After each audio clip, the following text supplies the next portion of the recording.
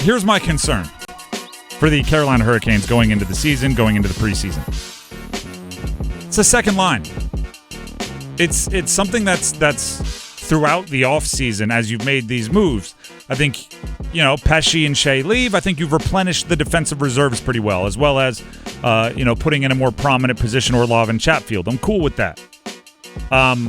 The back end of the forwards, obviously the third line, quote-unquote third line, the stall line, that's going to be what it's going to be. It's kind of in its own category.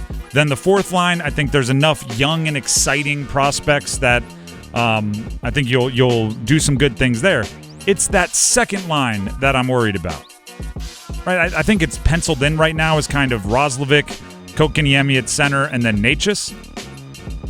Yeah, we've seen that at practice so far. I think even today, Roslovic was up there with Aho and Jarvis. If they mix it up, obviously, then I reserve the right to change my opinion.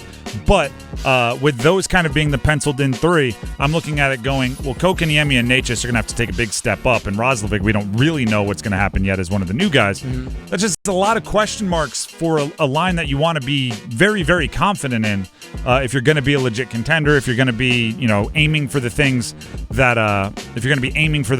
that Hurricanes have become used to aiming for over the last half decade. I think that second line is going to be something that concerns me until Kotkaniemi, Necas, or a lineup shuffle gives me reasons to say, oh, no, they're good. What's your concern, Dennis? Same thing, scoring depth. We know what Aho can do. We know what Seth Jarvis is capable of doing. We have seen moments in time of Andrei Svechnikov being an elite-level player in the NHL. We've seen moments of time and a lot of flashes of the skill of Martin Necas. Can those guys live up to that, and actually be what they're supposed to be? I mean, especially looking at Andrei Svechnikov. You were healthy this offseason. You didn't have to rehab from an injury. You're healthy this offseason. You actually had a chance to train and be ready to go this year. Martin Necas, you want to prove what you're capable of doing? You even said it yourself. You want to earn more trust? This is on you. But after that top group of guys, the scoring depth is lacking.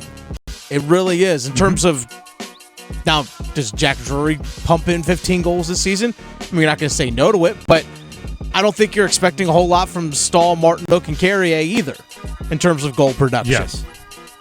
So, yeah, in terms of goal production from your top two lines, especially after that top one, it gets a little thin. My confidence is going to be funny based on our two answers. What's that? The top line. Yeah. Jarvis, Aho, Svech, if that's what they start with, I'm extremely confident in that line. I do think they will eventually split it up because of the concerns we both had. I think you need to divide some of that up.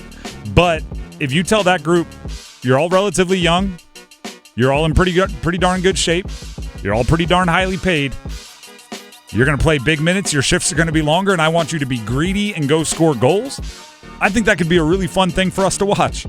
Hey, you're not going to get a ton of scoring output from the Stahl line. You're not going to get a lot of scoring output from the second line, at least until Kotkaniemi and Necas show us that they've stepped up. And the fourth line, you get what you get because it's the fourth line. Be aggressive. If you see an angle, take it. Even if it's not the best angle, take the shot. You three are going to be the ones we need to pour in goals. I don't know if it's the best for wins, but I think it'd be wildly entertaining. It would be, no. I don't want to go get a beer right now because the first line is on the ice and they're always doing something crazy. That's what I'm looking for. So I'm confident in that group. What do you have, Dennis? I'm confident in the overall team speed. I think this is something that we actually, at least I've seen going to a few practices, and we saw a little bit yesterday. Eric Robinson, big body guy, 6'2", 200. Fast skater. Brendan Lemieux, Mike Maniscalco pointed it out last night. Looked like he had a little bit of an extra step to him. Tyson Jost got some good speed. We already know what guys like Aho and others can do. Martin Necas, to me, actually looks a little faster from what I see him skating around. Same with Kotkaniemi. These guys look a little faster. And we know on the back end, Shane Gostisbehere can skate well, as can Sean Walker. We already know what Orlov and the other guys can do as well, especially Jalen Chatfield. I think the overall team speed has gone up. They're just faster, which is going to allow them to transition from defense to offense faster and create more chances off the rush.